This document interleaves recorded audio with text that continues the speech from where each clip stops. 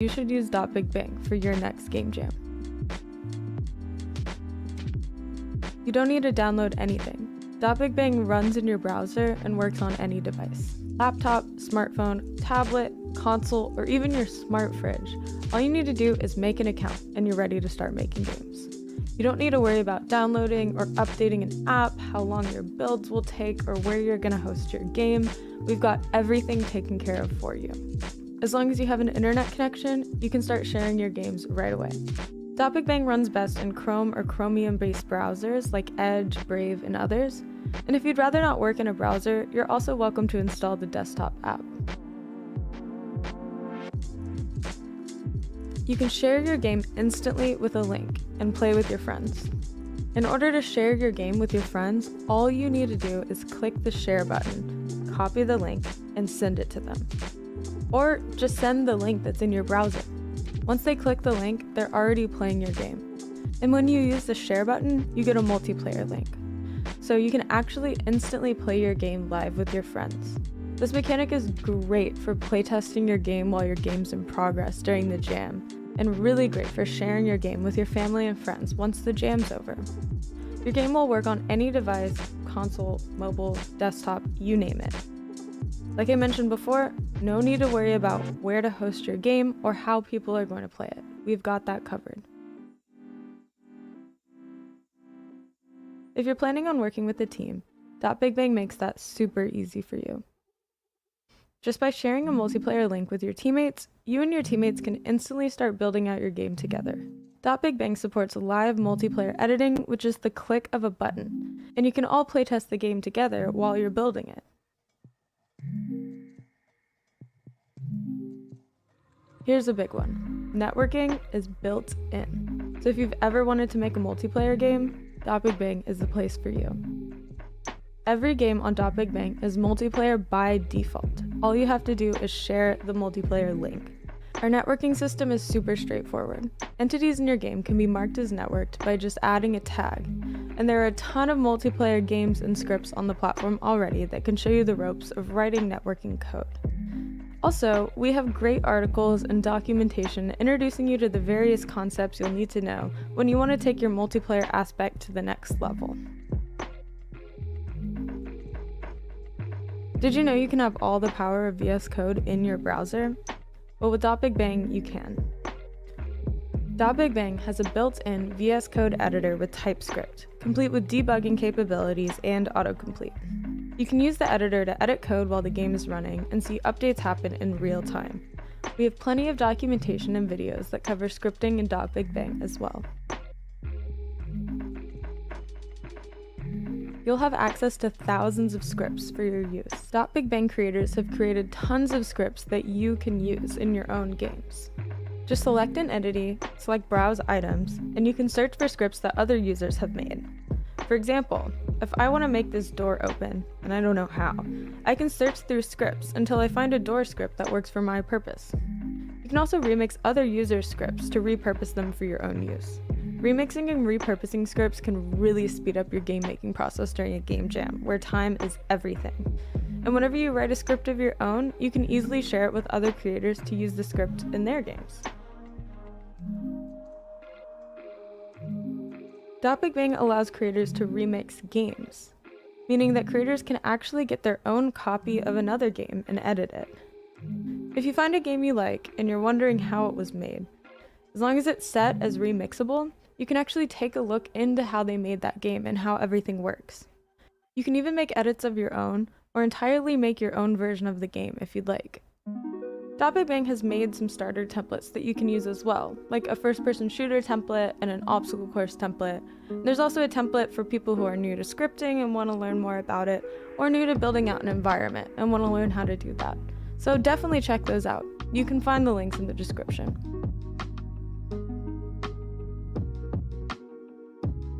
You're probably wondering where all these lovely art assets are coming from. Well, .BigBang has a robust, built-in voxel object editor, complete with animation capabilities. You can make your own assets, and then jump into your game and drag them right into your level. There is a huge library of voxel art for use in your game. So if you're thinking to yourself, well, what if I can't make art? You're in luck. Just like with scripts, .BigBang has thousands of voxel objects made by other creators that you can use in your game. If you're working with a team, your teammates can make art that you can instantly drag into your game. And if you're an artist, you can make your own art usable by other creators. You can talk to the devs directly for help. If at any point you're stuck or need some guidance, you can reach out to the .BigBang devs on Discord. The link's in the description. The devs have been making games with .BigBang for years and are happy to help out creators as much as we can. We've also got documentation, videos, and live streams that show you all sorts of ways you can use .BigBang. Whether you're an artist or a programmer, if it's your first game jam, or if you're a veteran, or if you're anywhere in between, .BigBang has a place for you. So that was 10 reasons to use .BigBang at your next game jam. If you want to give it a try, go to .bigbang.com to get started and join our Discord to meet other creators and have your questions answered by the same developers who built the platform. The links are in the description. Thanks for watching and happy jamming!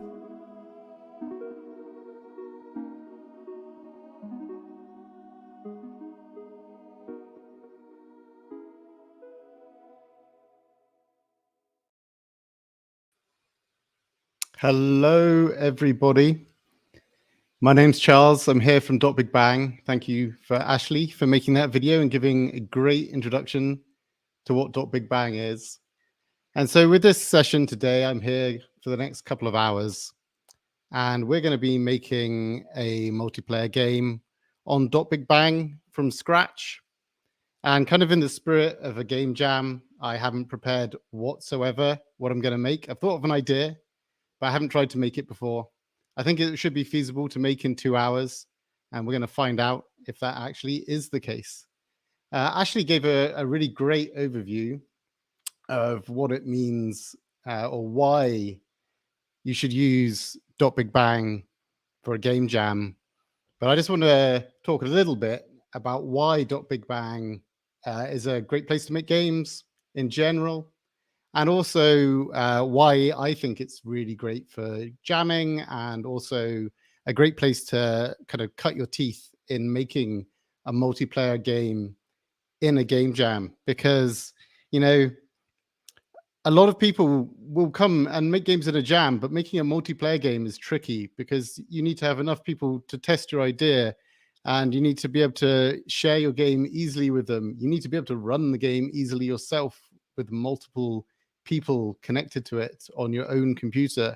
All of these things are hard technical challenges, and they're all things that .BigBang will help with. And so as we go through, I'm just going to call out some tips that I have for game jamming. I've done a whole bunch of game jams over my career in games, and before that when I was just a hobbyist. So I have a few tips as well to throw in.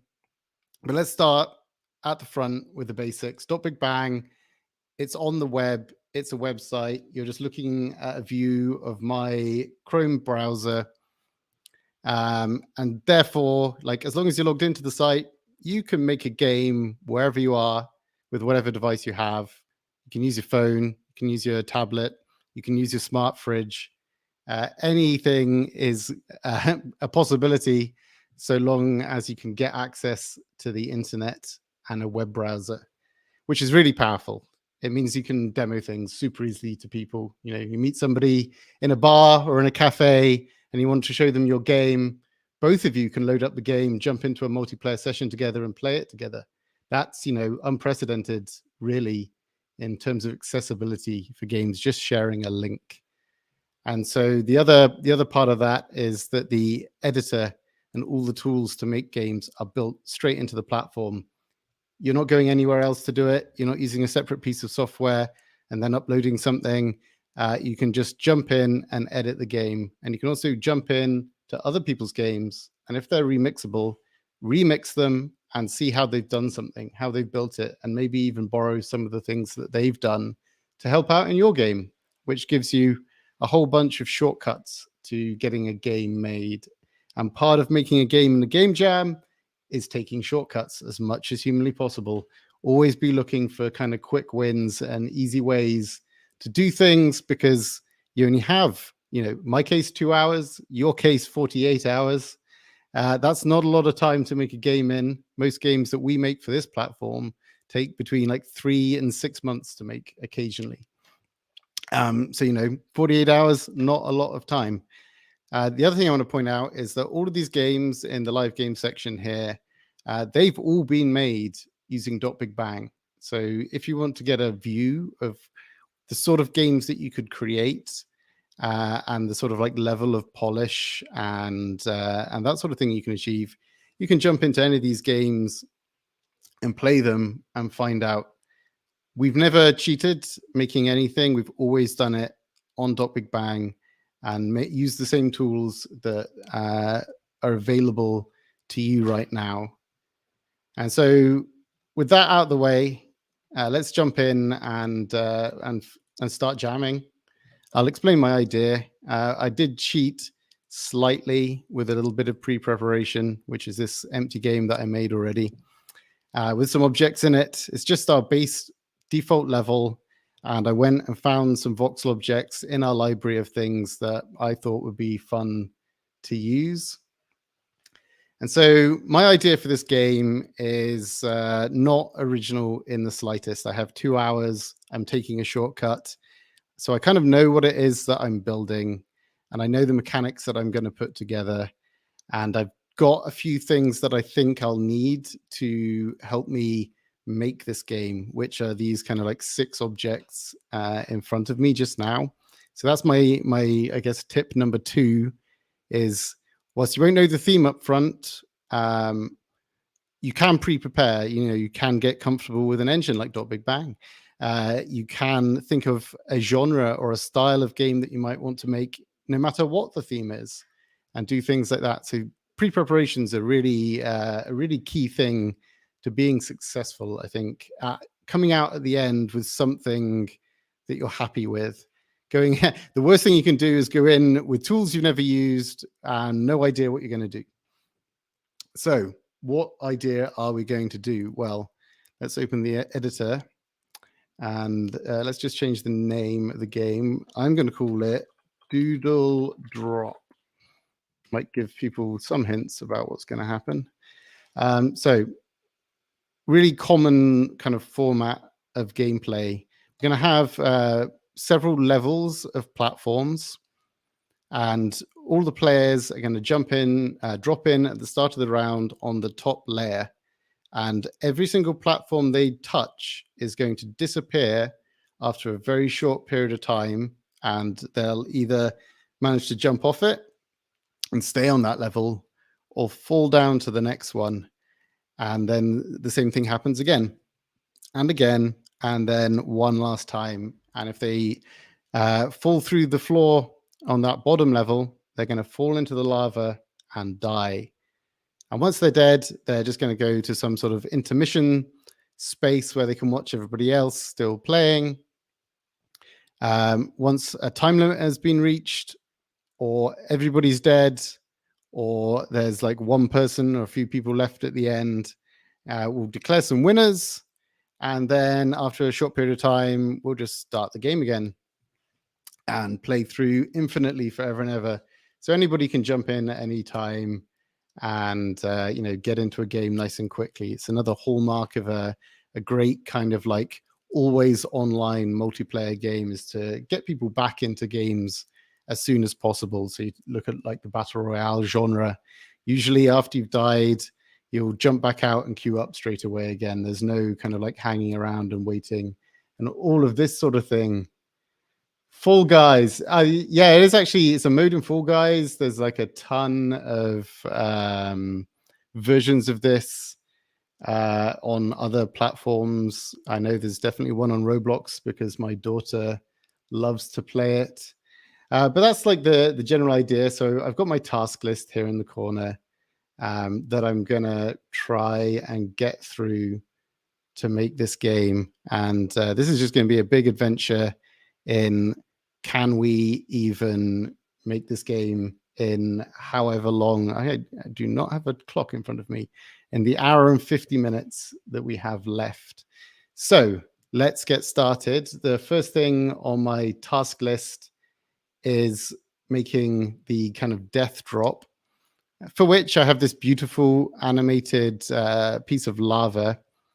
I'm amazed that somebody took the time to create this quite intricate lava animation in our editor. So that props to whoever did that. This is, I think, from a member of our community, but I'm not overly sure. So this is going to be dead simple because we have the script tab down here. And these are all scripts that we've basically made for people to use. They're kind of like basic things that you might want to be able to make something do. And so there's trigger kill and there's also a trigger hurt. And we can look at both of those, I guess. So I'll just drag them out and drop them onto the object. This just like when you touch it, it's going to do a certain amount of damage. And when I touch this, it's just going to kill us. So I'm going to get rid of the hurt one because I want people to die. So I can jump back into the game and kill myself. And hopefully it doesn't respawn me on top of the lava again. And I can keep doing that, which is nice. So step number 1, complete. Didn't even have to write a line of code, just found a script that was already in .bigbang. In fact, one of our featured scripts, and stuck it on there. The reason that this works is that we provide a kind of out-of-the-box default player setup, which has this third-person camera, puts your name above your head, has a bunch of animations and movement, a third-person kind of character controller in there, has the ability to play emojis over your head, lists the players that are in the game, has a real like simple interaction and inventory system, and I can demo that maybe a little bit later. Things like respawning and health and damage and death, and that health bar that popped up over my head as well, and things like the player looking in the direction your camera's pointing, and all of these things work over the network in multiplayer as well. Did DMM made it? Blockmaster 99. I believe that is also Voxelius.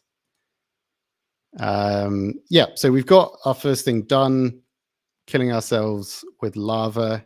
What I'm going to try and do is make this in. I'm going to save it first because that's a good idea before I make it reload.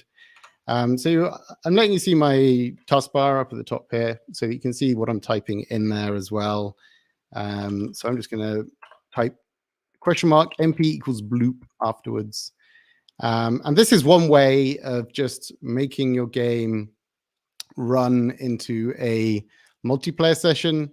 So now if I open up another tab and I'm going to break it off from my screen so that I don't time out the other one.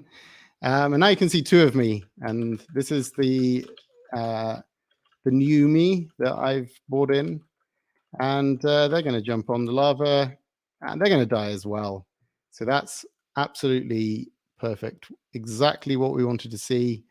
The stuff we've made works in multiplayer without us even having to do anything. So we'll say goodbye to them for a moment and carry on. So let's think a little bit about level design briefly. It's not a complicated level design, I'm going to admit. So I'm going to select it and I'm going to actually use our scale tool or move tool first, I think. And I'm going to go into a fly camera just so that I can get a little view on things. And I'm going to push this out into the void and move it down a bit. And then I am going to grab the scale tool. That is very difficult to see on a white background. I'm going to scale it up. And I have made it not that much bigger. So let's get off the scale tool and just grab the transform and let's make 100 times larger. That's more like it. That's kind of eye-searingly moving, but it'll be good enough for now.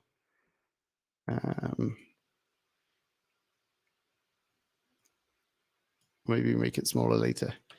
Yeah, so now we have, I think I'm going to like use this grass stage as the kind of like building area and intermission space. And maybe I'll make it a bit smaller as well. So let's bring it down to be 40. Oops, that is the wrong thing. Yes.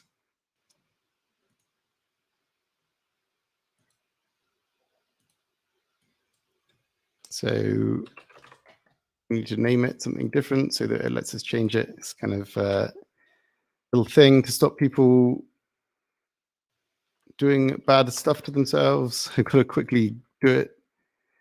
So you see we fell down with that as well because the game's still running and everything else is now floating in the air.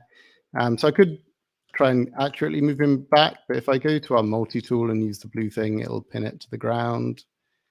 And I can do the same thing for these. And I'm almost certainly going to want to do that with the spawn point as well. Just put these somewhere sensible. Cool. The next thing we need to do is our platforms that disappear, I guess. That's the next thing on the list. Let's jump over and edit our task list. The other thing, like I've got a task list in here so you can kind of track where we're at.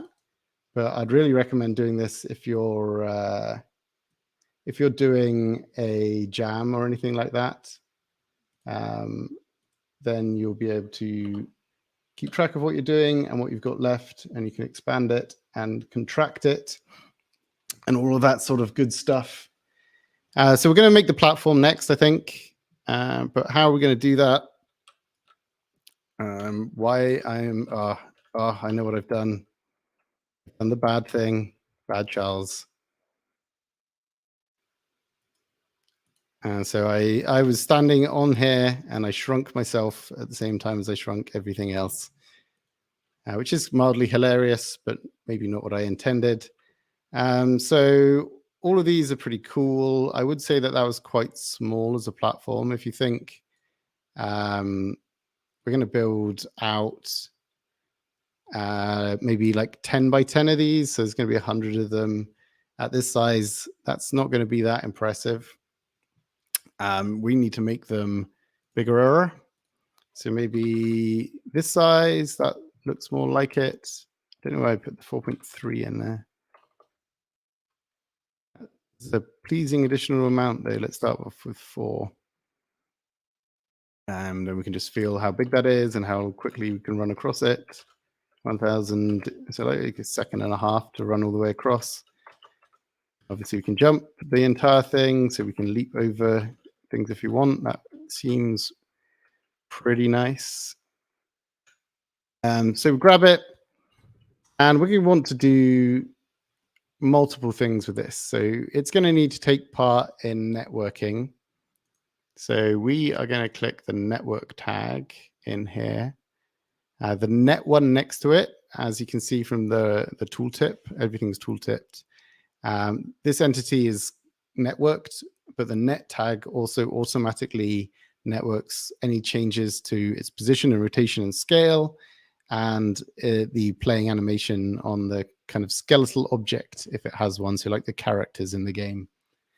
I'm going to switch back so I can actually see the chat, just in case people are asking anything. Feel free to jump in with any questions. There's people from Big Bang in the chat who can answer things, and also I will do it live too.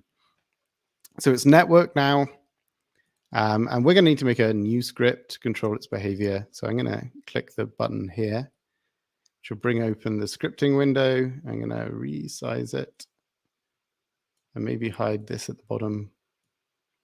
Yell if it's not visible enough, and I'll make the text bigger. So Big Bang uses TypeScript as a scripting language, and that then is compiled on the fly as you change things and reloaded into everything. So you can edit the game whilst it's running, and that sort of stuff. So with this particular thing, what we want to happen is when you jump on it and it gets touched, we want the platform to disappear and stop colliding with you, which seems straightforward. We need to tackle that in some kind of order. So I'm going to go with the detecting collisions first and build up from there, I think. And so the other thing to understand about Big Bang is that the networking for this, you're just sending messages between everybody to specific entities. And those messages are sent to everybody else. So you can build your game in a client server model, and we have support for that. Or you can build your game as a peer-to-peer model, and we have support for that. I'm going to do the latter because it's simpler. And for a game jam, doing the simple, easy thing, even though it might let people cheat more easily, is going to be the better thing for me, because I'll get my game done faster, and I can come and revisit exactly how it's done and deal with cheaters if anybody writes cheats for this game, which feels unlikely, at least to start off with.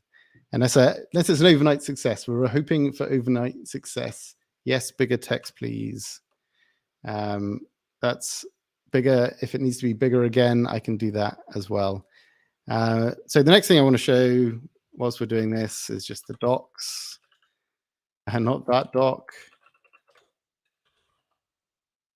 In fact, I haven't opened the docs. We've got lots of info in here. Whoops, lots of info in here. I'm worried it's going to disconnect me. So I might just jump over and save whilst the saving is good. So we've got stuff that covers multiplayer, collision, scripting, got a lot of examples for scripting, got information about how the game works, how to debug a game, and then a bunch of information in here about the API itself. So if we just jump in to the first part, we can go and look at the entity and see how it's set up. And what this is not showing is the stuff that can be sent to this entity from the game engine. And exactly what I feared happened. So if you're in a multiplayer session, I might drop the multiplayer session for just now, start things off and come back to it for testing. Perfect. There's my giant thing. I'm so glad I saved that. Let's go find the script on it. We have an unnamed resource. So first of all, we'll name our script and we'll call it Global Game Jam Platform. That's not a very original name. And so what we want to do is use one of these inbuilt functions. So we have start and we have tick, but the one I want to use is on collision enter. I know that is going to tell me which entity has touched it and give me some contact information as well. This guy. And the nice thing about that is this is just going to get called for us when something touches it. So what we'll do is do console.log other.name. And we don't need to save it or anything because it'll run automatically. And so for debugging and for understanding things, you can log stuff out to the console, which is under here in the game. So this is the Chrome Dev Tools, and you can access them by pressing Control, Shift, and I, or Command, Option, I on Mac.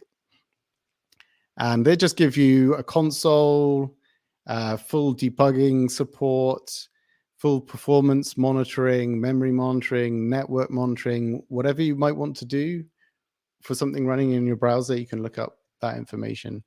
And so hopefully what happens is I run on this and it says player, which is the name of this entity. And you can see every time I touch it, it's going to say player. Perfect. Exactly what we want.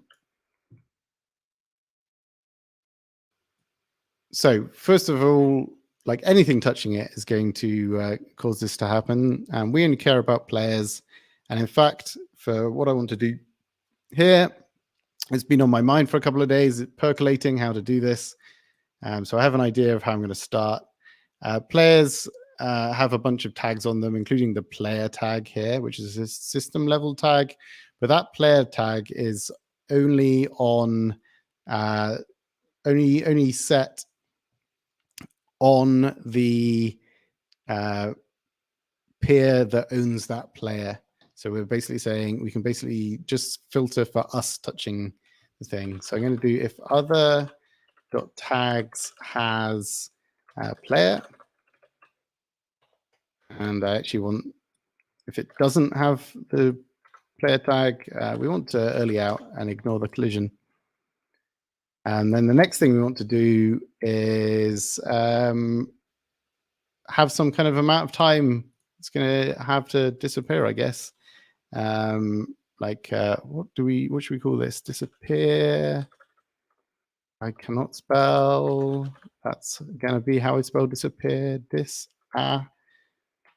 Oh God. Will somebody? That's almost diaper. Let's call it remove delay. There we go. Ha. Problem solved.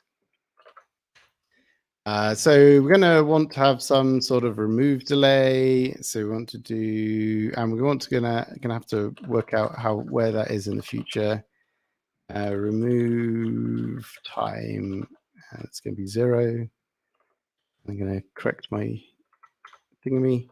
So we can set the remove time to be this.game.session.server time plus this.remove delay. This is the time in the future that we want to remove this. And I'm going to use a feature that we have, which is really useful for making multiplayer games, called server time.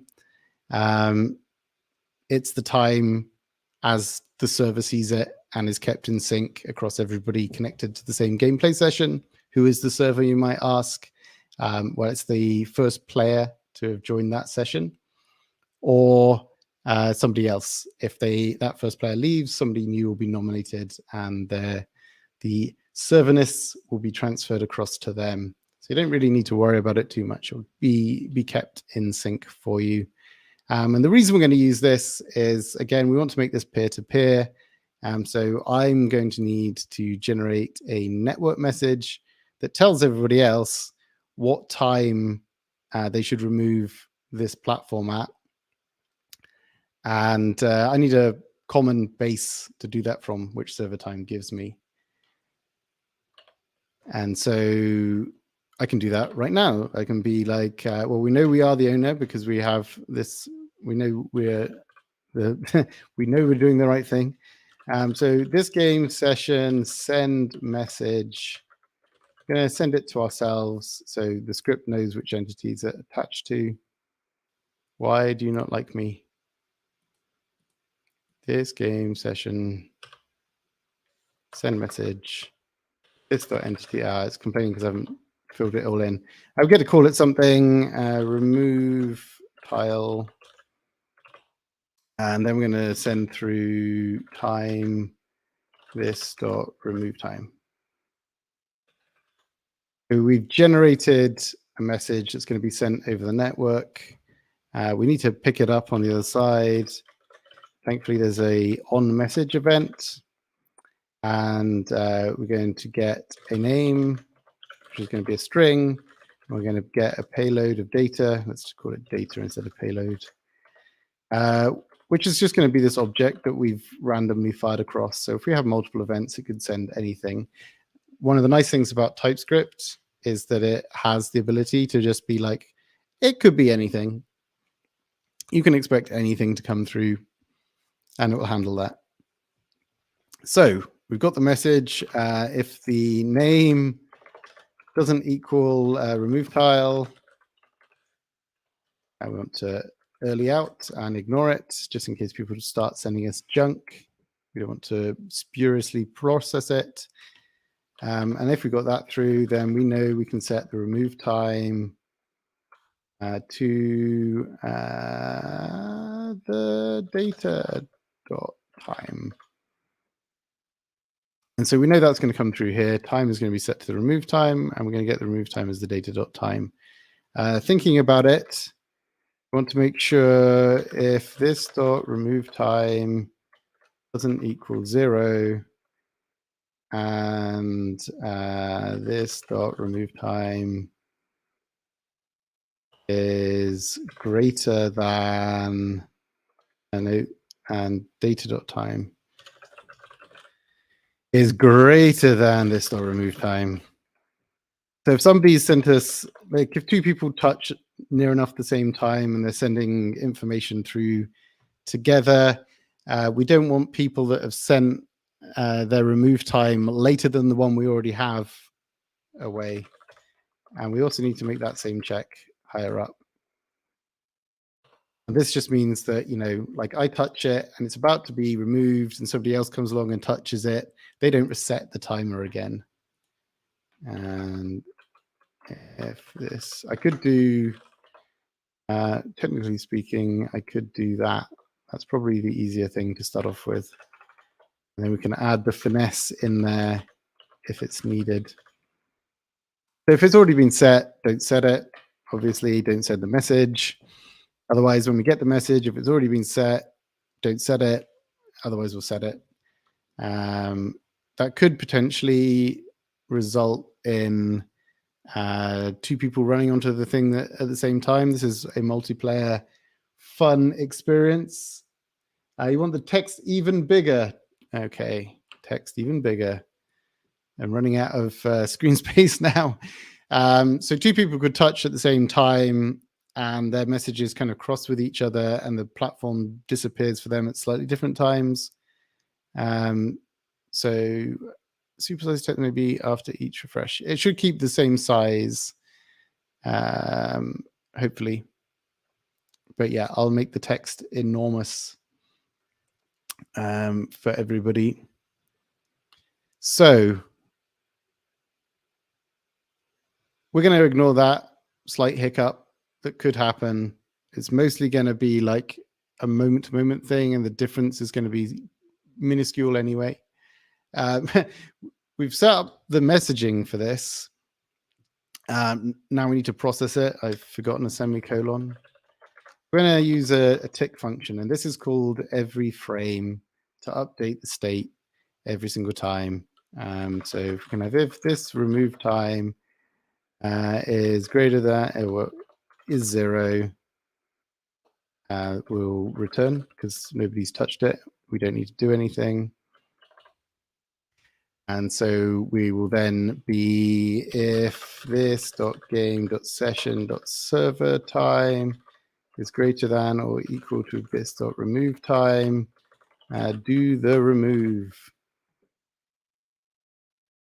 And so what we should do at this stage is we've written a bunch of code that's also networked and not networked.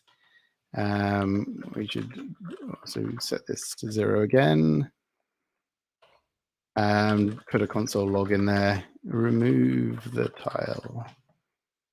Just test that it works correctly. And this is another labor saving device. You might think, oh, I need to blast out my entire game and get it done. But you'll actually move faster if you stop after a little bit, each little addition, and test. Because then if something breaks, you know what broke it. You just wrote it and can fix it. So we'll go in and I will pull this up. Apologies, because this is going to be hard to see. I've stood on the tile. I don't know what I set the, I think I probably need to go in and change how long the remove time is. It's like 42. So if we make it like 1.5 to start off with, that's how long it took us to run across the tile. Save it, stop the game, start the game again. Come back in. We should run across, touch it, and then 1.5 seconds, it removed the tile. The console log line came up there. And maybe I can actually make this bigger. Yeah, there you go. Remove the tile. So it works in single player. That is great. Does it work in multiplayer? Remove the tile. Let's start up a multiplayer session and find out.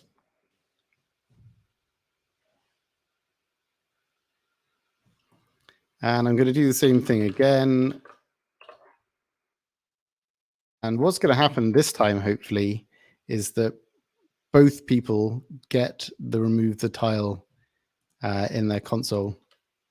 We're both in there together. I'm running around. Well, let's turn this guy so he's actually looking in the right direction. I'm running around over here with my second person. Run across, stand on the thing. And if we look at the console log on this guy, he got remove the tile. And on this guy, he got remove the tile as well. Although I did, yeah, I started a new session, so that's correct. And it set it back to 0, so I can actually test it again and go and stand on it with this one. And I get remove the tile, and I can see on my screen on the other guy, he got remove the tile as well. So both of them are getting the message across and are responding to the timer correctly. So that's good. We've got a basic timer set up for getting rid of the tile. And now we just need to decide how we're going to get rid of that tile. So that should hopefully be straightforward.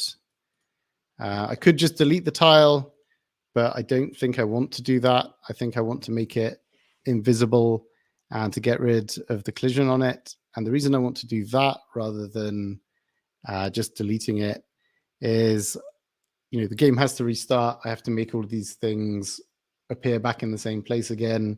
So it's a bit of a waste of effort, really, to delete everything, only to recreate it.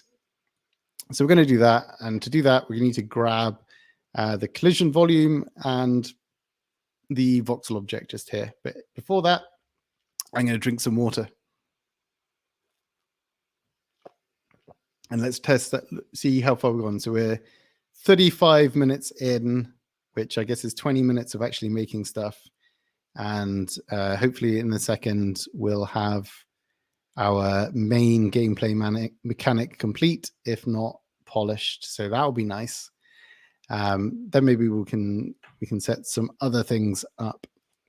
So we're going to remove the tile. That's what we're going to do. So that's probably quite easy. I can get the collider. Is this the entity, not the game? Get component by type, component type, collision. Great. And if there was a collider, because obviously somebody could delete it and it no longer exists, we want to collider and we want to do, is it type, layer, response type, offset, ID, extents, collider, I think is actually what we want. Collider, collision component, collider type, none. And the collision off. And so we can also, get the voxel object, voxel object by the same way. And if you were accessing these every frame, you might want to store this as a variable in your script so you're not looking it up all the time. It's not actually slow, but if you do a lot of it, then it will take up time and it's work you don't technically need to do. This is only happening once for every tile per game, so it's basically doesn't matter. Voxel object visible equals false. And I haven't checked if it's thingy. So we can't do that because we're doing an assignment. That is what I was thinking about, but it's not possible. Voxel object per chunk. So now we're going to do the remove. We can get rid of that pointless comment. Save the script and test it out again. So let's add some stakes to this. We're going to get this right first time, clearly. So let's put it over the gap and complete our gameplay loop that way. Stand on it, 1.5 seconds, disappeared, we fell and we died. That was not what I intended to happen, but it happened anyway. Let's get our little friend back.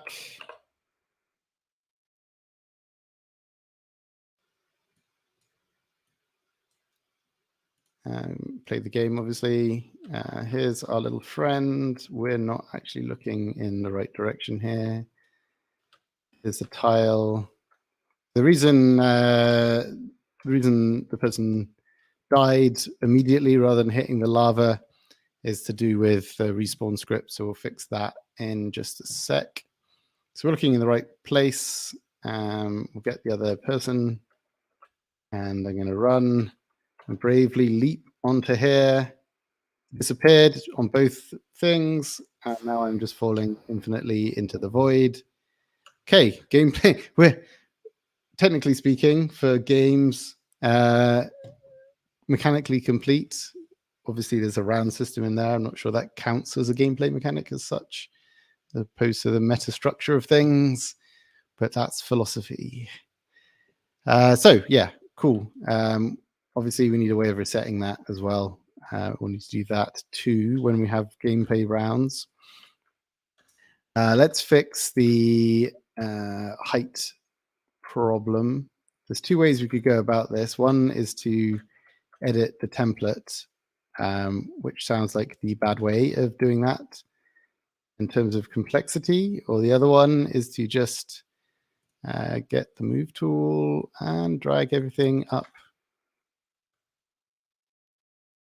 so we're above that kind of like respawn height. And then we can go and test out the true jeopardy of standing on here. Okay, yeah, now we're falling and dying correctly. Oops. That respawn is not good for making this game work. Now, just a death simulator. But the nice thing is that because we have all of this set up, the next thing we can do is go through and just build a level and just play through it. I guess we can get a bunch of people spawning in maybe and try it out. It's going to be very, where am I? I'm under the lava. Fly up in the air. So yeah, we're going to just get maybe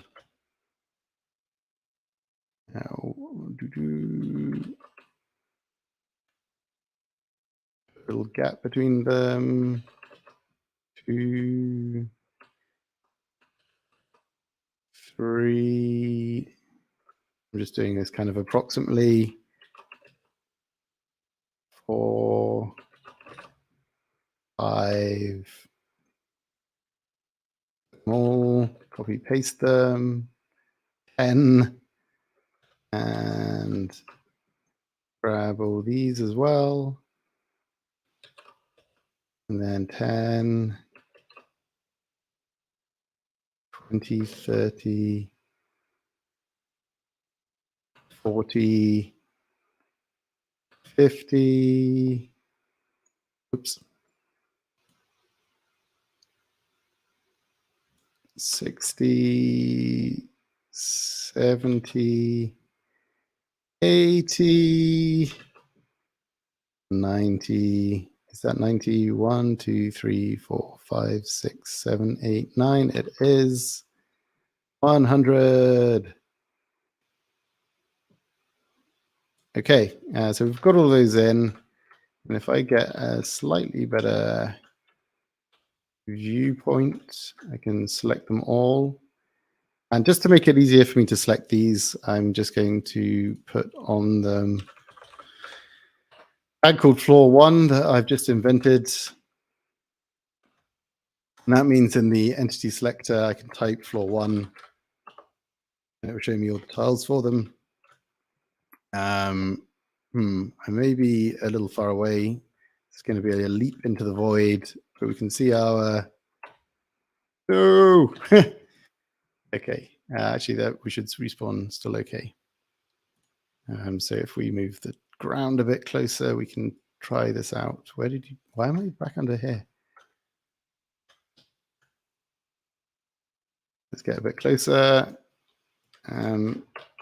We can play the game. We can run along, and hopefully the tiles are disappearing behind us. We can see that, if we run for long enough, things are going to go very badly for us. Maybe leap back across the gap. And imagine other people are running around as well. Oh my gosh, where am I going to go? I only just made that jump, and so on. So you can see kind of like how this game is going to work now.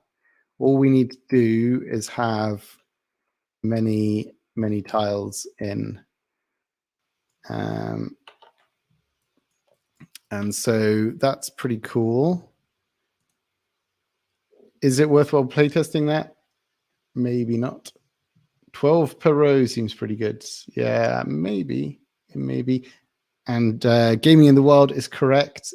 A really important game jam tip is to hydrate, particularly if you're doing something like this and narrating over the top of it.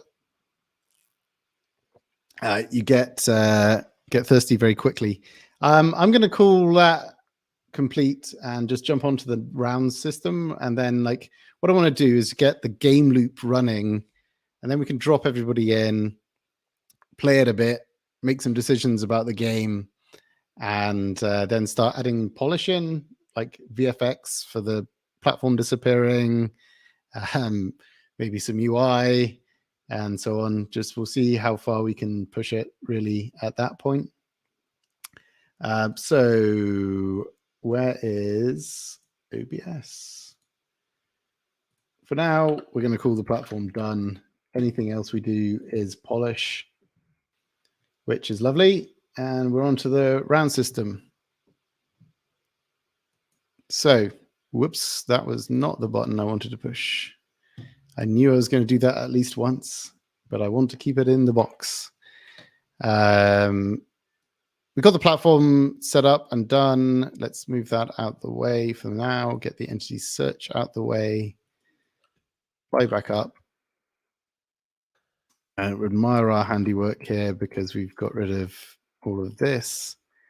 I need to make some kind of manager. And I was like, what would be a cool thing and easy to remember to use as a manager?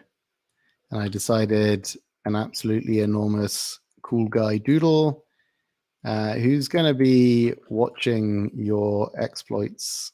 There it is. As you do play the game. So he's pretty big and often the fog, which is a nice effect. And so we'll come back in again. Why are you still here? I don't want you here. So that's cool. And if we stop the game, we'll see that all the tiles are still here. And we'll jump on the cool doodle. He doesn't need collision. I don't think people will be able to get to him. So we can get that off. The cool doodle does need to be networked because he's going to participate in networking. And we'll just save his existence and coolitude there. Bum, bum, bum. We need a new script. Global Game Jam. What did we call it? Doodle drop. Drop manager. Cool. We're going to jump in and do some TypeScript types, which is fun. So the nice thing about having TypeScript is that you can make your code as safe as you want it. Like we use it primarily because it lets you do things like this and explore the API easily all by yourself just by typing stuff. But you can make that extend to your own stuff as well. So we're going to have a round state of intermission or game. That's a really bad name. And then I guess game over or reset. Usually using strings as a type is really dangerous because you can misspell things and type them wrong and all of this sort of thing. But in TypeScript, they're actually pretty useful. And that's because they use like stringly typing things is quite common in JavaScript. So really, this is saying this round state could either be intermission or game or reset. but nothing else. And TypeScript will enforce it. It won't let you put the wrong thing in at the wrong time, which is really, really useful. So we're going to save that. The other thing we're going to do is have a round state in here, which is going to be an empty string, and we're going to use a decorator on it, which is hidden. And the reason for that is if I take it out, it'll appear in here, and I can type anything I like into it. If it's not in here, you can't. And the reason for doing this is that these properties that are public in the game are networked by default. When you join the game, you will find out what the current round state is. And it's going to start empty. And the next thing we're going to do is what happens when you load into the game. So if we own the entity, we're going to do something. And in this case, we need to make a new state.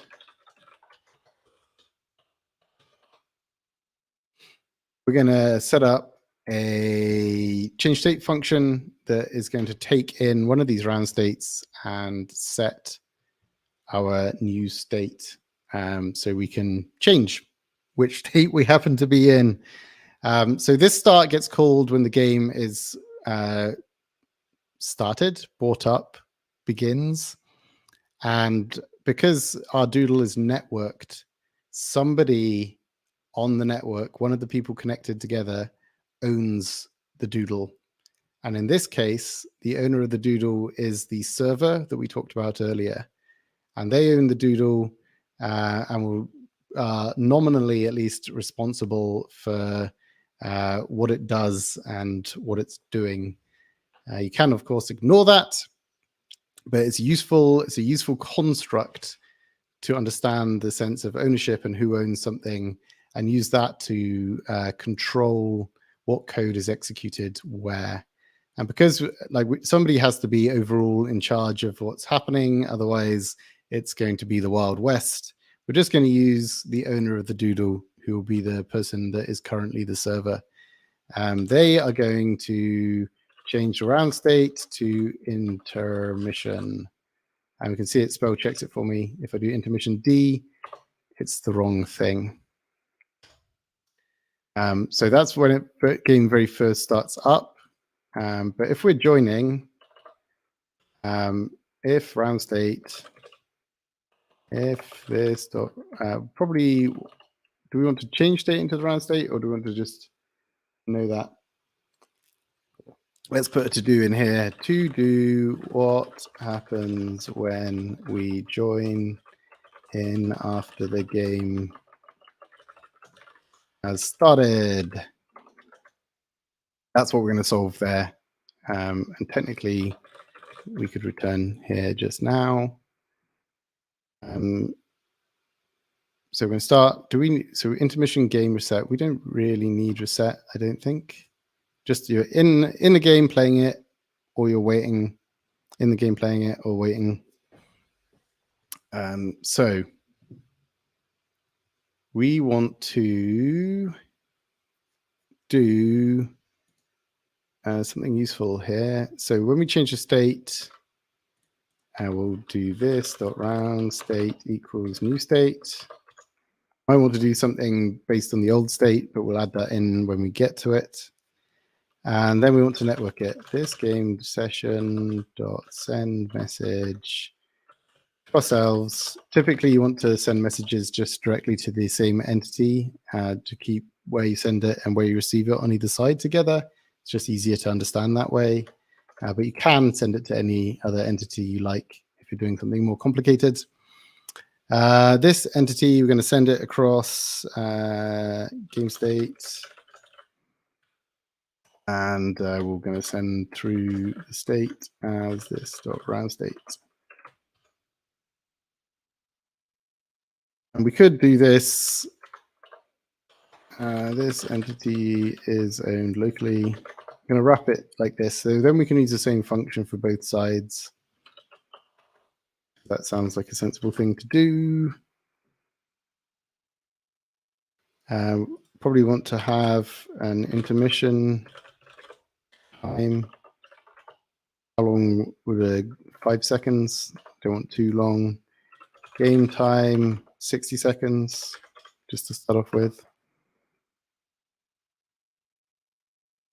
So let's say, we want to have an end time, which we're going to make another hidden thing.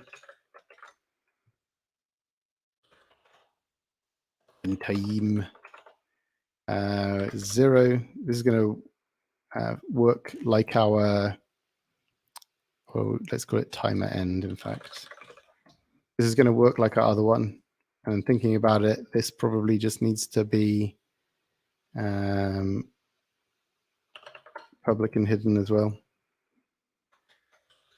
I did that the silly way. It's easy to rectify my mistake. And this way, people arriving late when somebody's already destroyed a tile won't still have that tile. It will get removed if that timer has started. So things started out. We're going to need to have a time this dot timer end equals this game dot session dot server time plus this dot need to get the time private.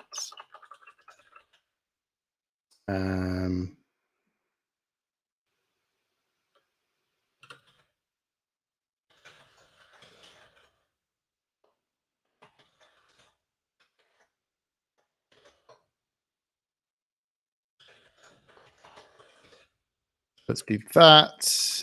And then we can do if state equals intermission. In fact, we can just do this right now.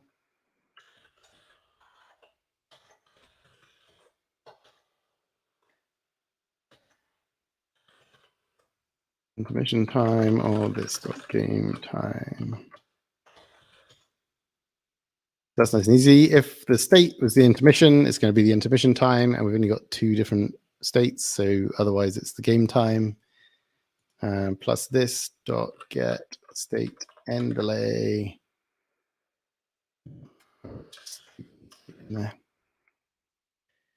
Cool. Okay, we're getting there slowly. So we get into the game, it turns it into the intermission state. That's going to change the round state, so new people that join know we're in intermission. It's going to kick off a timer, which is also going to be shared with new people that join, which says when the game is going to end. State, round state, and we can do end time as well in here.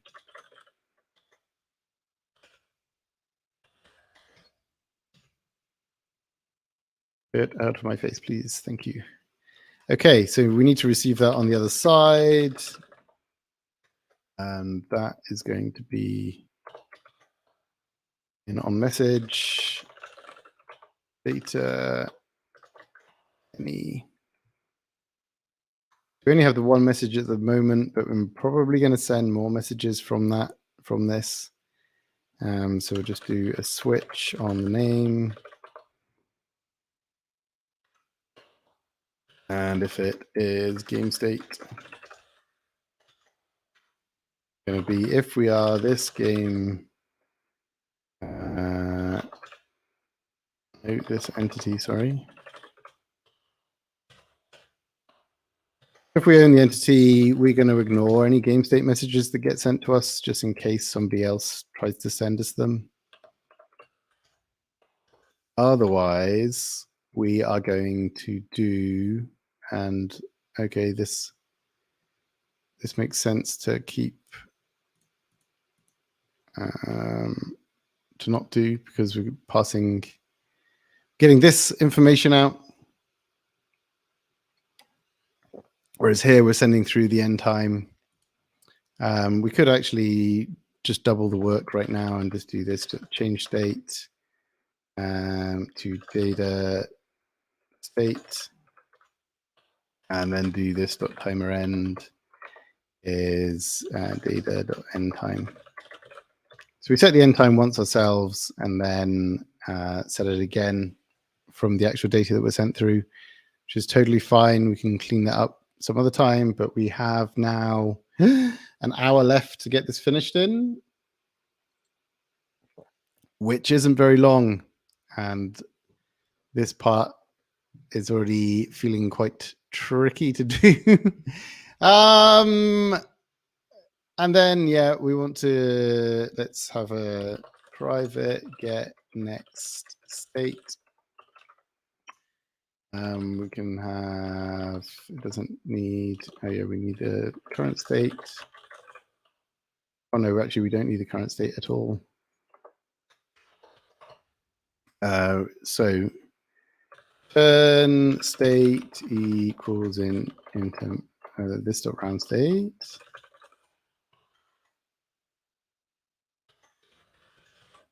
If we're in the intermission, the next state is the game. Otherwise, it is the intermission. That's nice and easy. That's what we're going to do when the timer ends, basically. So, right, what we want to do is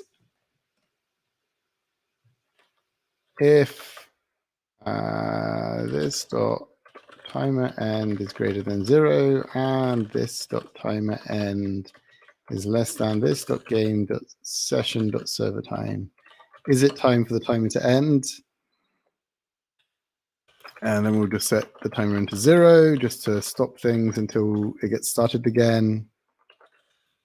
And then we'll change state to whatever the next state happens to be. And now we can update how these functions work without needing to change how our timer will work. And we can do more clever things when the round state changes. So that's all well and good. Presumably, we should test this. So we're going to, in change state, we're just going to do console.log new state out in here and make sure that that is correct over the network as well. We're just going to save this. And I'm going to reduce the game time to 5 seconds for testing purposes. Otherwise, we'll be waiting around for a full minute, and I don't have very many full minutes. But we'll see.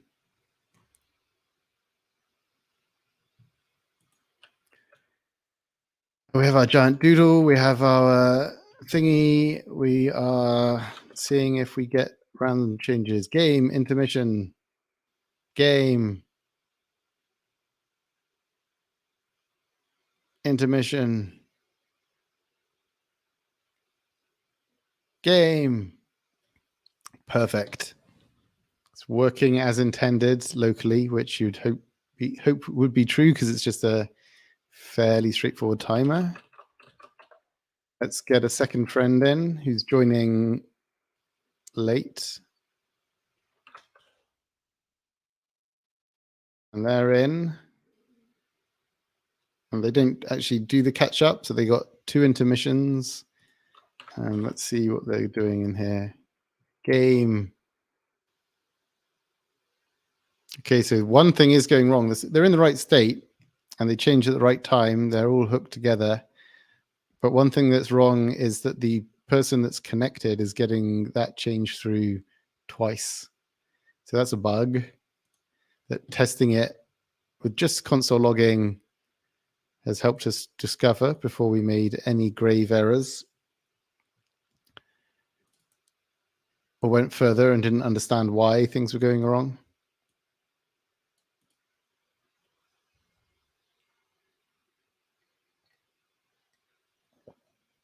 So actually, yeah, we need to work out what actually happens here. We need to do some like starting things. So this was correct. The thing that's wrong is that this is running everywhere. If we don't own the entity, please don't run tick. and we won't do it twice, which is good. But everything was hooked up together and was working together. So pretty, pardon me, pretty much nailed this. So we're moving between the two states. Now we need to decide what we do when you change between them. Like, what are we going to set up? And I think the main thing that we need to set up is like where you're going to spawn to. And so I think, like, this is an interesting question. Just thinking about the logic of it. When you go into the game, you want to be spawned at the top, but when you die in the game, you want to go back to the intermission area. So essentially what we need to do is when the game starts, we'll set your spawn point to one of the game spawn points, spawn you in, and then set your next spawn point to be the intermission spawn point. And then when we get to the intermission, we want to spawn everybody at an intermission spawn point. We have neither of those things. We need to build them. Let's do that. And the spawn point is going to be really, really simple, I hope. I need some kind of spawn point object. Let's see what we have in terms of blocks. I think the Mario block is it not quite the right one? A yellow block, one block green. That really is one block. It's not lying. Can make that a bit bigger. Is there other more one blocks? One block orange. We can make that a bit bigger. So we're just going to use these as like visible things for our spawn points. We don't need collision on them because they're not going to be collidable, and I guess we should give them special names. This can be an intermission spawn point. This one can be a game spawn point. I'm not going to put any tags on them either right now. I think I'm just going to use them as identifiers. I'm going to put intermission, and I'm going to put game. Game is a bad tag name, almost certainly. But we'll start off with those. And the other thing we might want to do, I think there is a hide script, but I don't know. Yeah, Ashley made one. Excellent. I trust Ashley the most out of all of those authors, as I know her. Let's see what it does. So when start, it's going to hide it this way. Let's see what the other say that, and then I'm like, actually, that's not quite what I want. What does the ESP one do? It does the same thing. Cool. What I actually want is that I want to remix you, please, script. Let's do that. I want to remix you, please, script. Remix. Yes, I've got my own hide at start. And then I want dispose in there, which is basically the opposite way around. So I'm going to simplify this a bit and just do voxel object component dot visible. Why does that not have visible on it? Oh, I know why. We have different API versions. I want to move to 011, because then we can do visible is false, which is a much simpler thing. And then when the game ends, I want to make it visible again so that we can see it when the editor's running. Now we have something that is invisible when the game's running, but when the game is stopped, we can see it again. And thanks, Ashley, for giving me the starting blocks for that. You can do the same thing here, and now that one disappears as well. Perfect. And that's all I need to do, I think, for my spawn points. I just need to place them out, which means I actually need to start thinking maybe a little bit about level layout. These are the intermission ones, so that's easy. I can wish they weren't quite so small. Drag a few out. And just leave one of these here to prove this works first.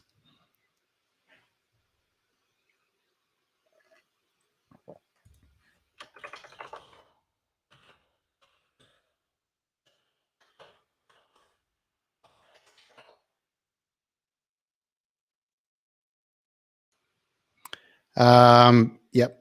So we've got a bunch of spawn points for each side. Let's make the script actually use them. That would be the good thing to do. So, yep, we've got the change state in there. We're logging out the new state still. If new state is equal to intermission, what we want to do when we go into the intermission is to set the spawn point to the intermission.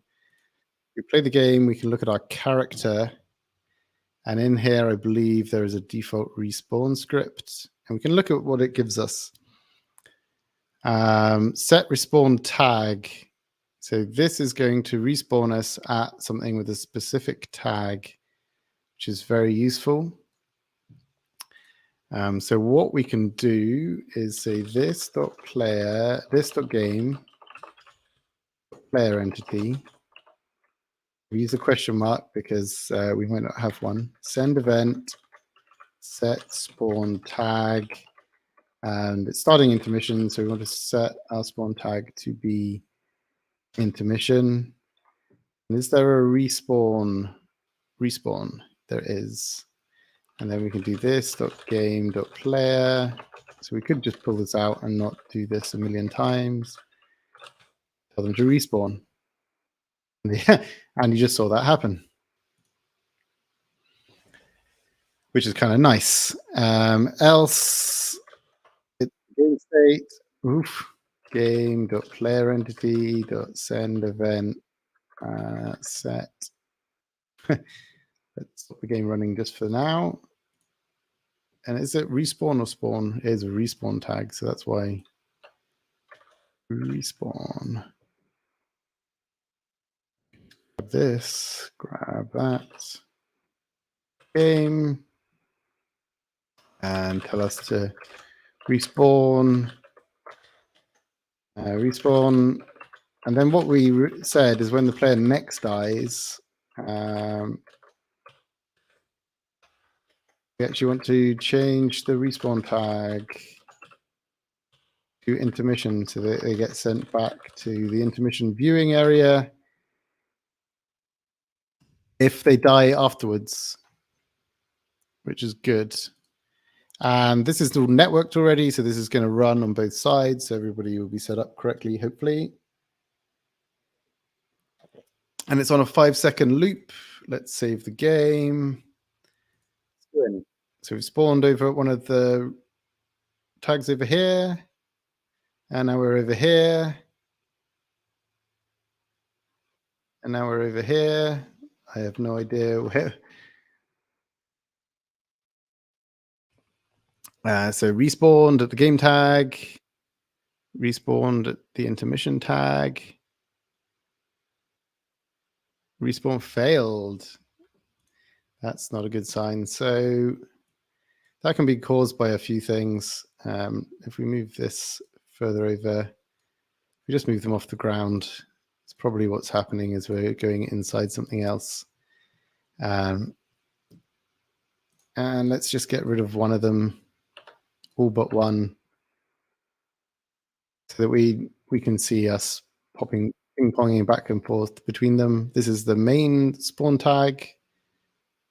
This is the intermission one. Let's just make sure we spawned at the wrong one. Intermission. No, was that the game one? Okay, that's failed as well. Fun times. Failures 1.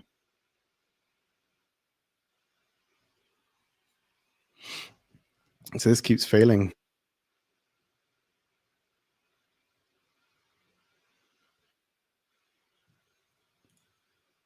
Well, that's confusing.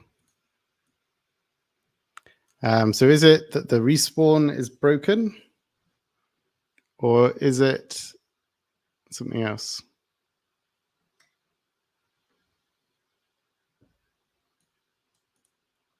I don't really want to debug this. There's the tag respawning. And it's going to find the nearest tag to respawn us at, essentially.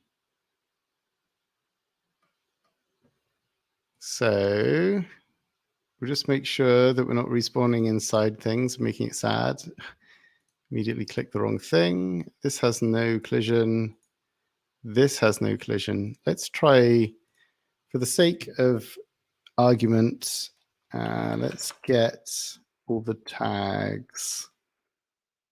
Spawn points equals this game get entities by tag intermission. Could also be that I've spelled one wrong. What can I do? Set respawn position. And then set respawn position. I can get random dot index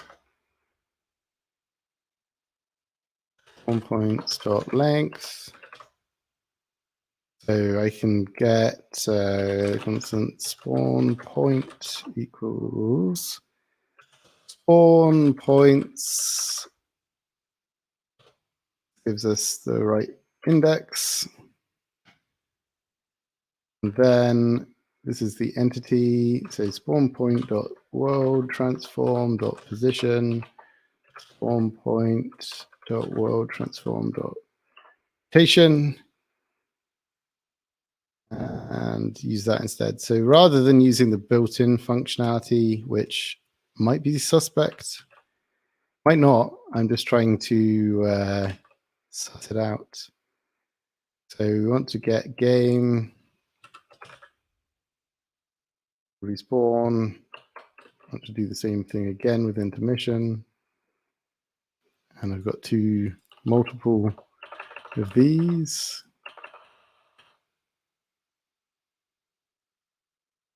And I just need to do this to make TypeScript happy, preventing us from accidentally overwriting our own things. Okay. This is going well. I'm also going to check my spelling of my tags. That's a good idea. Intermission. I do think I spelled game properly. I did. So this is definitely, if we're going to the intermission, responding at the intermission tag. Otherwise, we're going into the game tag. And yep. Okay, let's try that again. Except can't see. Okay, we spawned at the spawn points game. We spawned at intermission. It failed. That's so confusing. If this is the thing that scuppers this game working, the respawning, that would be so hilarious. Everything else has worked smoothly, and now I'm trying to do something that happens all the time, and it's not working. So something must obviously be going wrong here. I just don't know quite what it is.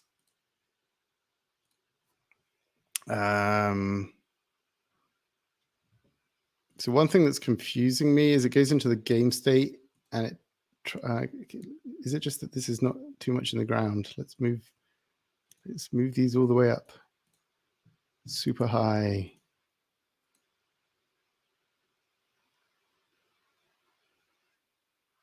Spawned at the intermission.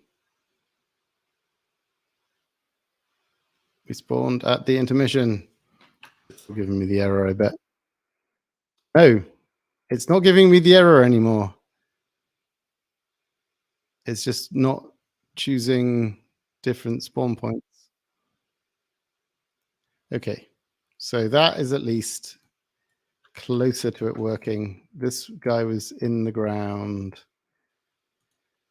This entity, let's get rid of the game tag and call it game spawn.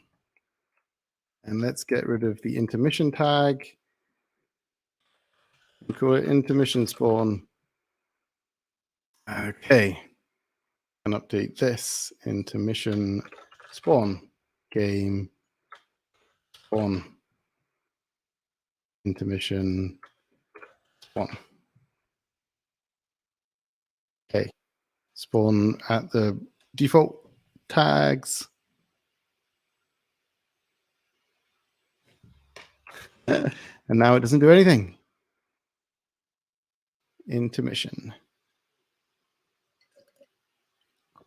Game. So it's not finding these tags now. That appears to be the problem. So stop, save the game. It's all else fails. The thing to do is reload into single player. Let's start eliminating variables. So default, fingers crossed, everybody. What? Game respawn intermission. It's going to do nothing. It's got some errors. Okay, default. Look at the errors. Cannot read properties undefined. Reading world transform. Okay, could have helped if I'd looked at the errors a little earlier there.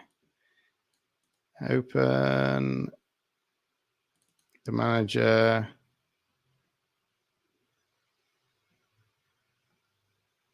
So it is 100% me, not intermission. This one is called intermission spawn. This one is called game spawn. So if spawn points dot length equals 0, and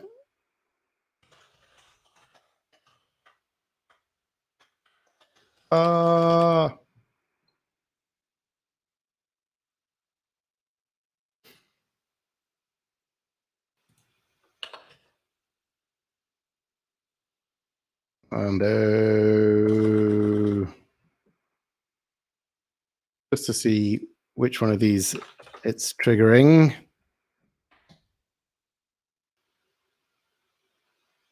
And as typical, didn't hit any of those. Stop and start again.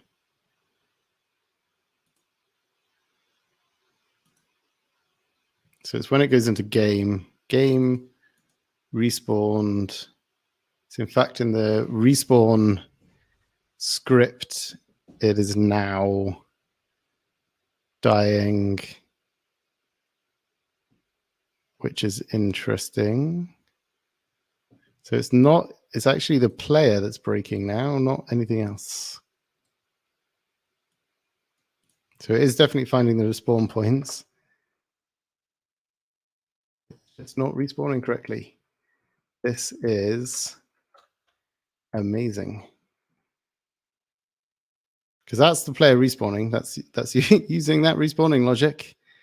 So we will look at the default respawn because that's where it's breaking. In post-collision tick. Bum, bum, bum. And what line was it? So this is the JavaScript line 193. So we'll go in the source code here and look at it.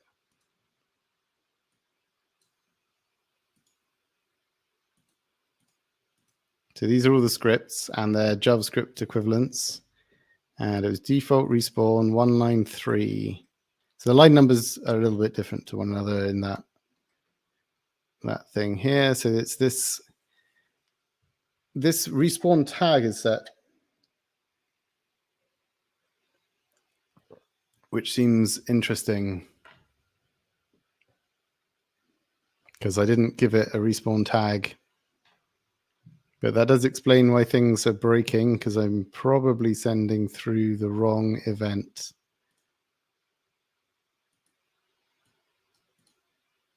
Yes, set respawn tag intermission. So yeah, set respawn, set respawn, set respawn tag intermission. That's why it's not working. And make sure that's all good. So we respawned at the intermission. Yes. Yes. No. No. Okay.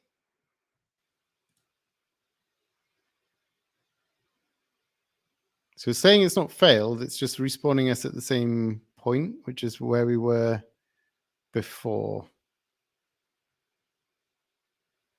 Okay, I know why. Okay, we're tracking it down. We're steadily getting there.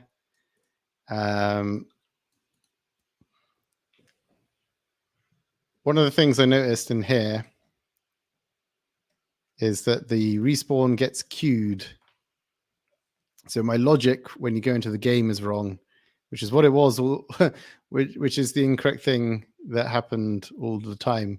And then it'll respawn me after the respawn has been queued. So we're going to have to be, it's basically this second section that's causing the issue, where I'm jumped one step ahead of myself before testing what I had. If we comment this out, okay, we should go to the intermission game. And now we'll go to intermission, and now we'll go to game. Wow, that took way longer than it should have done to make work. So the next thing we need to do is just fix up when to do this. So we've changed the state. Game has started, and then it's going to do something else. When do we want to send this in? Think what I'm going to do in the name of a hacky easy fix that isn't great but will solve the issue is just have a very short timer to set this dot respawn point set timer equals this game frame time. So this is the non-server time plus 0.2. This, I would not recommend doing this when you're making an actual game. I would fix it properly, because we've got however long we've got left now, half an hour. We're hacking our way to victory. So in tick, no matter who we are, if this dot respawn point timer is greater than 0 and this dot respawn point timer is less than this dot game dot frame time, we have to set this dot respawn point timer to 0 and do this. So this is making sure there's at least a few frames in between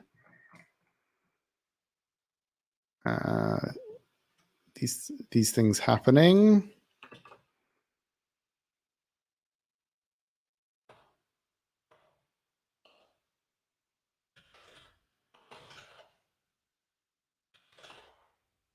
Cool. Okay.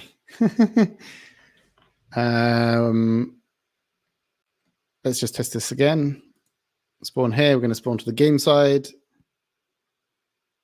Yes. We're going to spawn to the intermission side. Yes. We're going to spawn back to the game side. Anytime. Yes. Perfect. And let's do the last version of that. So script is on the giant doodle. If we make the game time 30 seconds long, spawn into the game. We're going to kill ourselves. We're going to drop off here.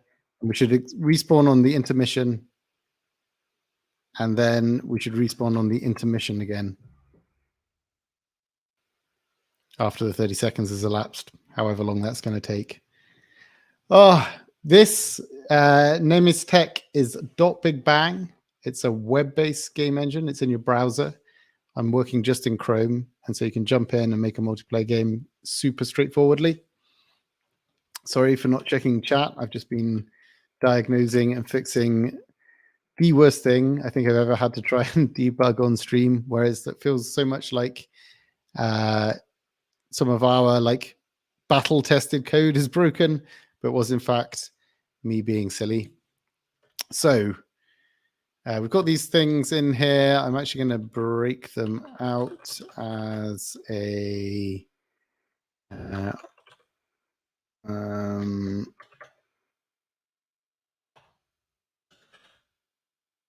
to spawn, whatever, close enough. And I want to do that for a reason, which will hopefully become clear. New state around state. This dot do spawn with the new state. And then we had this to do. So when somebody joins, we want them to spawn to the right place.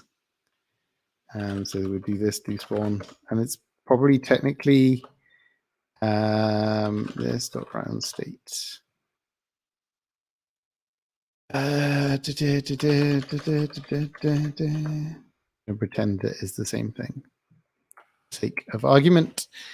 This is going to do the wrong thing technically because people would join the game after the game has started and be dropped down the tower. But again, for 2 hours and half an hour exactly left, I do not want to make this more complicated than it already is. Unless I get to that point where I can polish it. I know this is a thing. Let's put it to do. We need to make sure that new players coming into the game are actually sent to the Jesus, I can't type.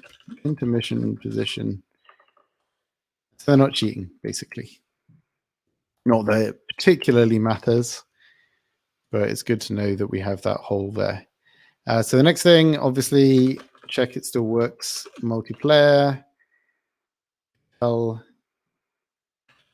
that things are going well because I just randomly spam text in there. So this player's coming in. It's in the game, and they spawned at the default spawn point and did not leap away. And now they're both in intermission. Both on game. So actually, I probably did need to do that or fix it. This is good enough because you spawn on the default spawn point, so you're always going to come in the intermission state. And as there are only 2 states, you're always correct. But they are both respawning when the state changes, so that's perfect for me. The other thing we need to do is set all of these guys when the state changes to intermission. So we should do that. And typically, did I not put a tag on them? I put floor 1 on them. That's not really good enough. I selected them all again. I'm going to put tile on them as a tag. And so in here, we'll open up the manager script again. And we've got the do spawn. And if a new state is game, we're going to do this game send event to tag. So like send event sends it to that specific entity and calls the function on it. Send event to tag goes through all the tags, all the entities with that tag. So all the tiles, reset tile. We haven't actually written this yet. I don't think it needs anything else on it, so that's fine. We need to grab the tile. And why did I call it platform if I'm using the word tile everywhere else? Got tick, got thingy on message, we've got reset tile. And that is basically the opposite of this right now. Copy paste your way to victory. True voxel objects. Perfect. And yeah, like we're going to need a slightly longer game. Where is our game? It's on our doodle. So let's make it 15 seconds long. Save it. Let's go into the game. Am I going to get over here before it resets me? No, we're in the game now. So I'm going to stand on that one, that one, that one, that one, this one, this one, this one, this one.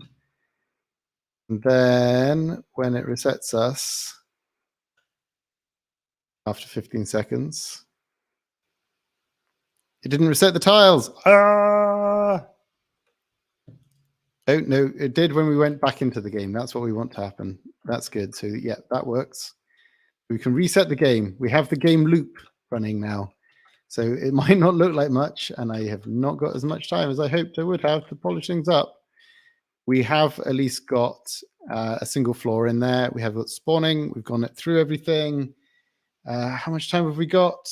We've got 25 minutes. We probably can make some stuff look nice. But first of all, we need multiple floors. So I'm going to go in here. I'm going to find floor 1. Select this one and scroll all the way to the bottom. Control C, Control V. Move them up a good amount. And I'm going to change this to RB20 tile pink. And then should also call them floor 2 as well, I guess.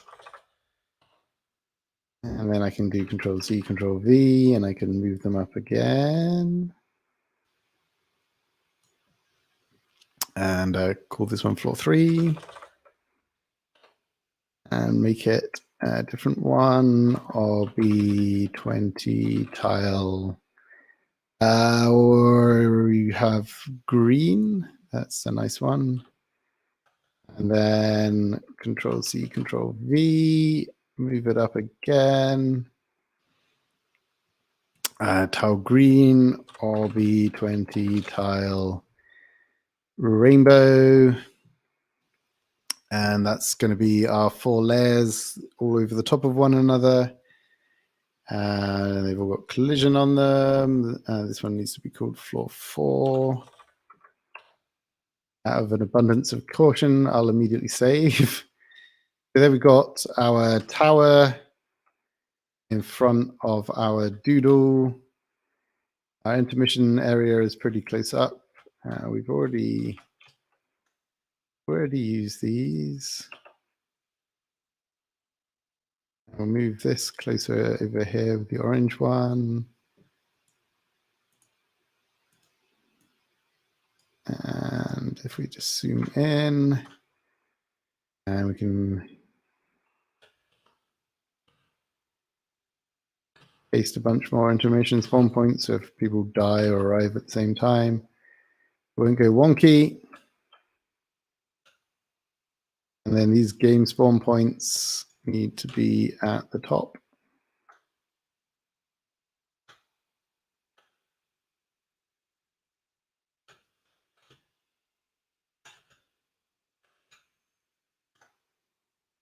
And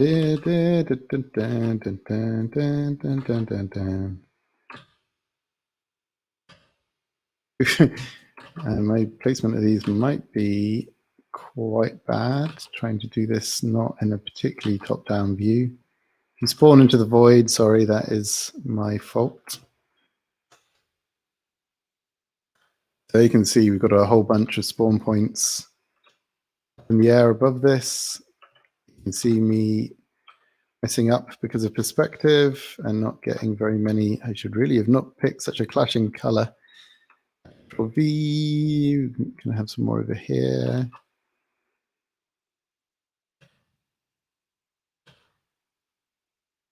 Whole load of spawn points, whole load of spawn points down here. We want to grab this. And how big is it? 20, let's make it 10. And grab all these guys.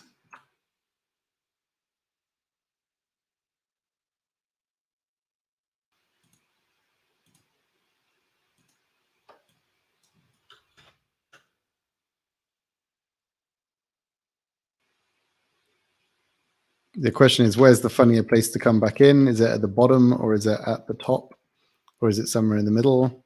We'll put everybody at the bottom so they can see the, like, you know, that final layer, I guess, is probably where you'd want to be.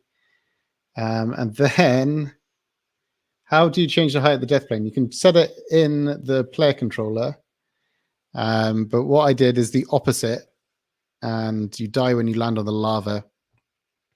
And so I'm going to set the height. I just moved everything up, which is the easiest thing to do if the death plane is in the wrong place. Oh, I can get to tick something else off right quickly. We're done. We've made a game. Where is the task list? Death drop platform round system was painful, but we did it. So this is actually a game now. First bit of polish, bravely, before we do anything. Is there a better mood? What's purple sky? Ooh, that's a bit much. Ooh, that's neon. And we could maybe make this ground a little bit more in the middle. Like so. What other moods are there? That's quite nice. Or just the regular one, nighttime. That'll do. What does it look like from the game? There's the other me in there as well. And now we'll both get spawned at the top. We get to take part in the game. They just fell through. Whoop, I've fallen down a layer. That layer is working. Fall down another layer. Oh, they made, and that was the entire game because we need to make the game last longer. 60 seconds. Maybe that's long enough. It might need to be longer.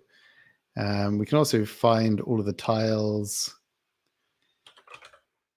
as well and grab them all.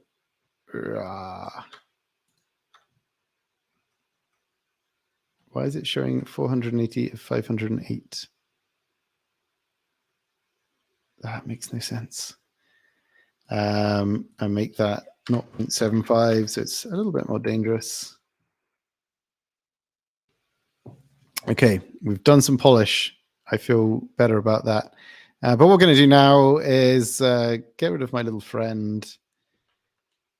And we'll drop this in. We'll stop the game from running as well. We'll drop this link into Twitch chat at the very least. If you click the link, you can come in and play this with me right now. Essentially, I will be endeavoring to get rid of the top layer without dying. Somebody else is in. Probably need some more game end state. I'll fall down next to you. Hello, everybody. It's going to take 60 seconds before it resets. Then we'll play. I'm going to try and stay alive. I hope you're ready. I'm going to kind of have to guess at who wins. Oh, no, I messed that jump up. And I'm back up with everybody else. Got the game in there running. There's a interesting shadow on Doodle, just with where the light is.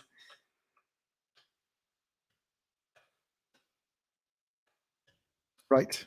Come on, game. How long is left? I think one of the first bits of polish you need to put in is a round timer. No, that was not the right place. Oh, no. Something's gone wrong. Oh, no. It went right. It went right. Ah!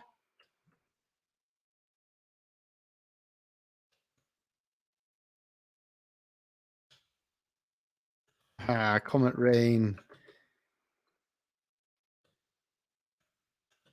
BMM. Oh, no. I'm doing badly. Oh. Uh-oh. No.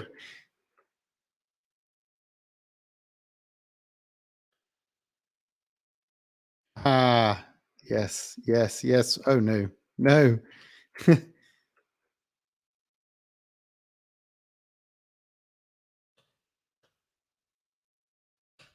No.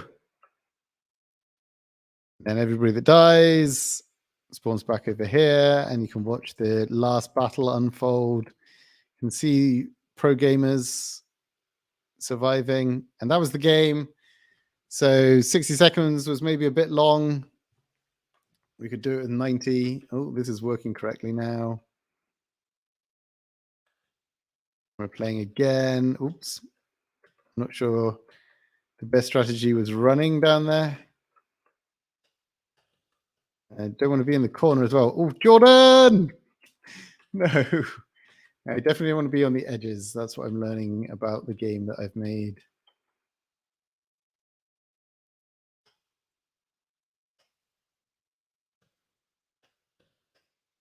Yeah, Quick Pocket, I think you probably won.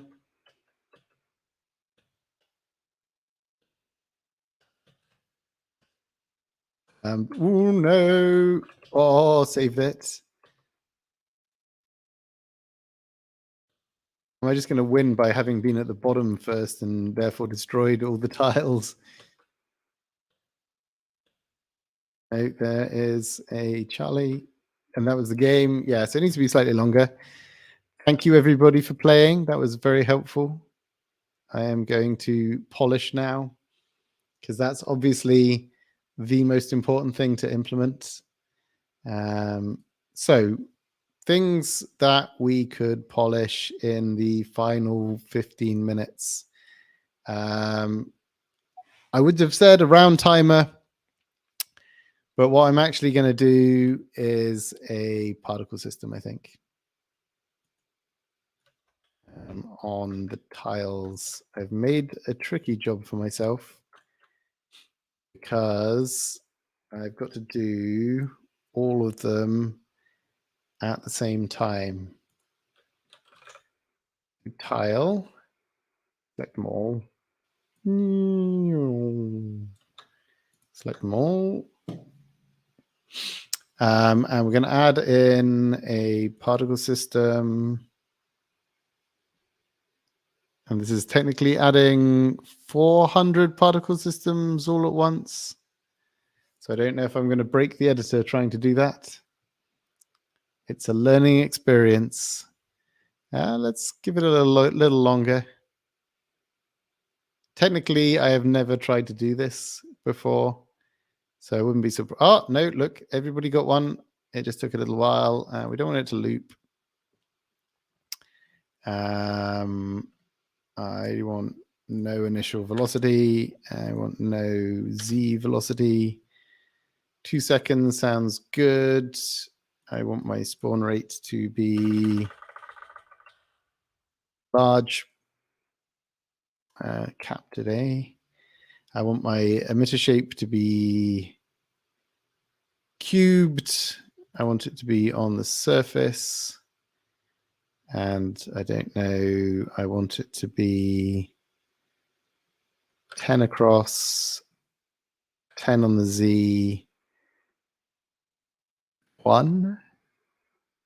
Gravity is enabled. Gravity is going to be Minus 500. Drag is disabled. They're going to face the camera. They're going to be visible.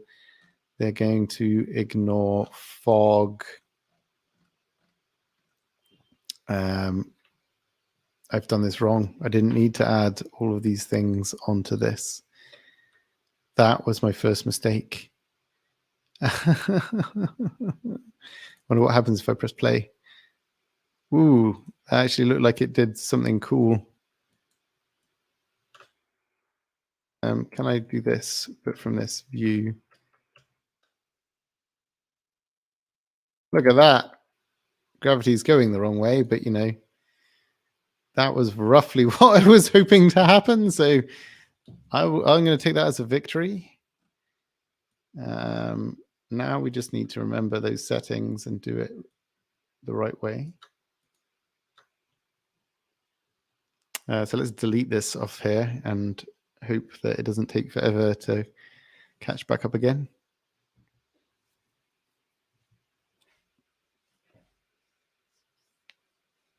That was some genius level guessing at size as well, I've got to say, because it just worked first time. Okay, we got rid of them. So yeah, what I'm going to do is make a template and spawn things from the template. So I'm going to copy this guy because he's just a handy object. It's not going to have that. It's not going to have that. It's going to be called tile disappear VFX. I'm going to have that. It doesn't have any of these things. What it is going to have is a particle system on it. And we're going to make it into a new template called tile VFX. Save that. We don't want it to loop. Probably want it to fade out over time. We don't want an initial velocity. I think that's where it was going wrong before. 2.5 seconds with some variation. We want it to do as many of these numbers as we can. It was cube, it was 10, 1, 10. It was on the surface. It did go the wrong way the first time, but I'm willing to give this a second chance. It's visible, it's not offset. We could do something funky with the colors if we liked.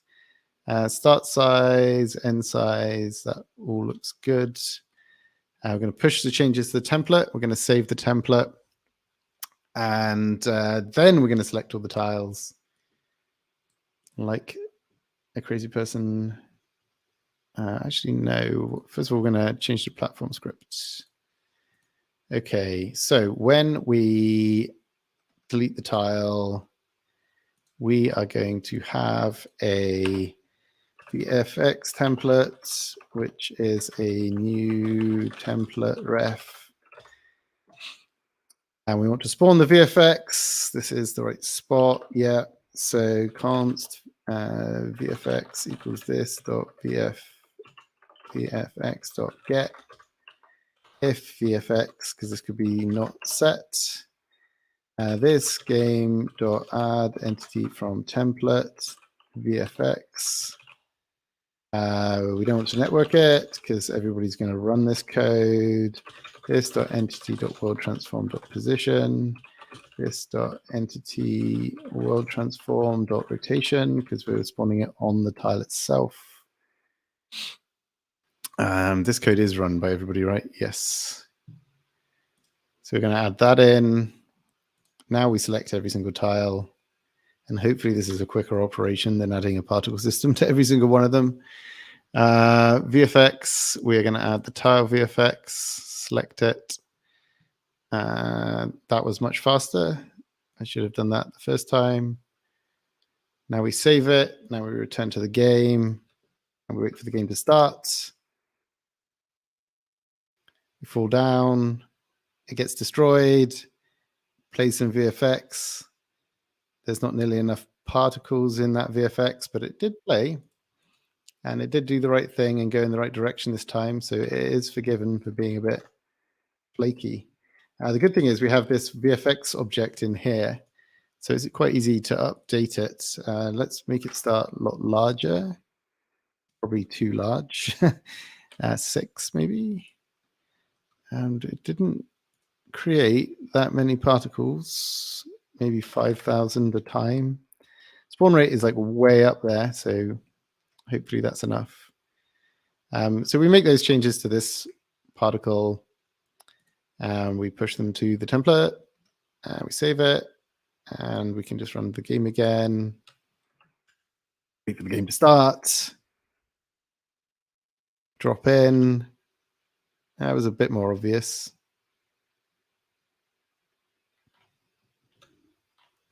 Cool, that's nice.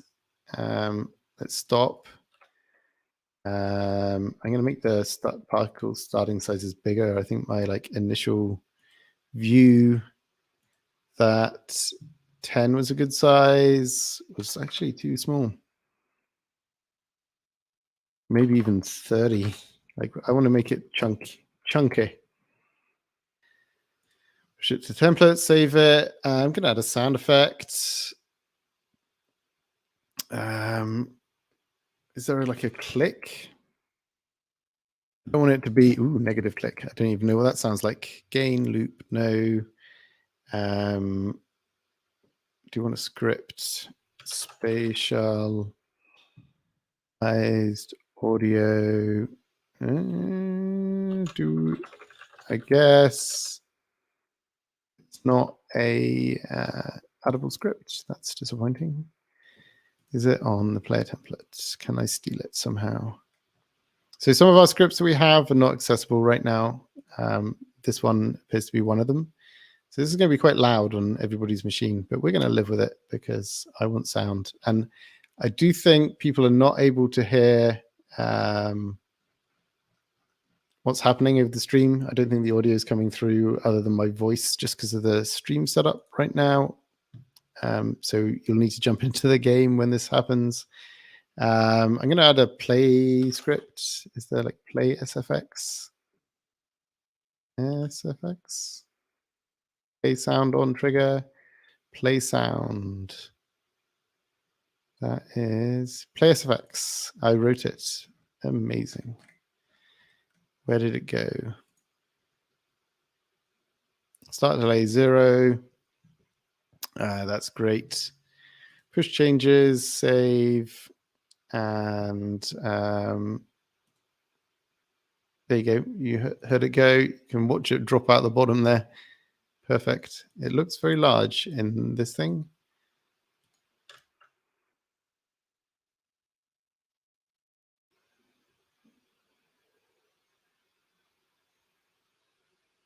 It seems to have got bigger since the last time we made it.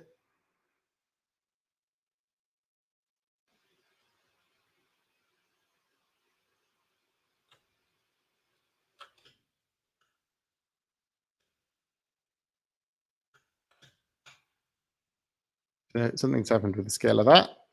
Let's stop the game. Why is your scale so large? Why has your scale gone to some weird number? And we can go in here. We can press play. Oh, that was quite the block of particles now.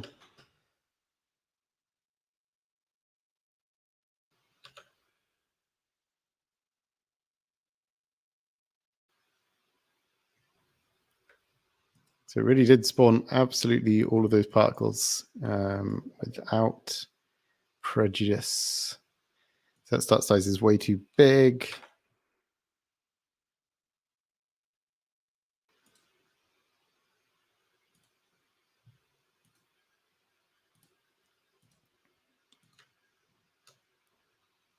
Maybe I didn't save the template for a while.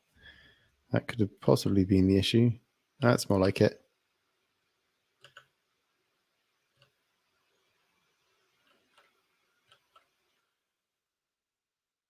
Wait, how long have we got left? That is the question. 3 minutes. Okay. I'm going to chuck this back in here. We're going to spend the last 3 minutes playing whilst I do a super quick wrap up, because people will be coming along in 3 minutes time. So jump in if you want to play. We'll play until we get kicked out. I should go back over to the where I get kicked out from side of things so that they can kick me out. We're in. We're waiting for the game to restart. Jordan just fell off the edge.